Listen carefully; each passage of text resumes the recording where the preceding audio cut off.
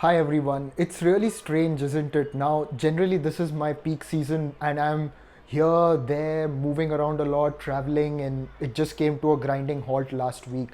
And for the last 5 days, I've only been home, not ventured out a lot. It's a really strange feeling, and it's the same for a lot of people. It's really tough considering what's going on around the world. Everybody staying home with not much to do, and especially it has affected a lot of people from the sports industry, such as myself. But what we can do in these times is two things, and it sounds simple, but it's not easy because you are going to get those doubtful thoughts or call it those fears, but at the same time it is very important to keep hope and the belief.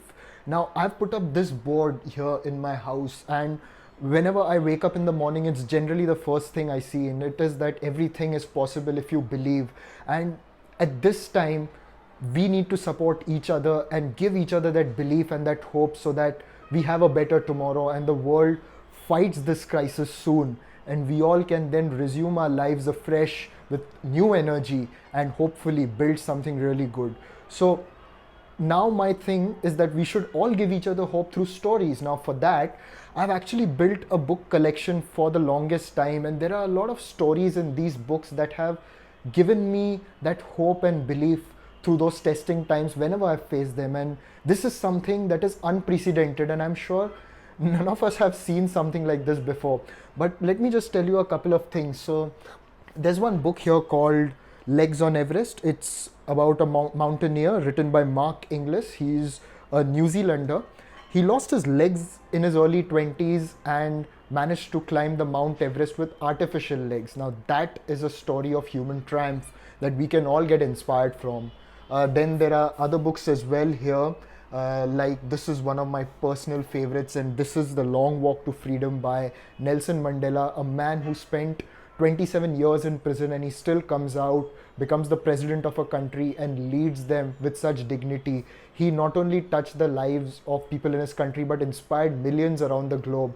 Imagine spending 27 years in prison and still coming out and becoming so great. This is another inspiring story.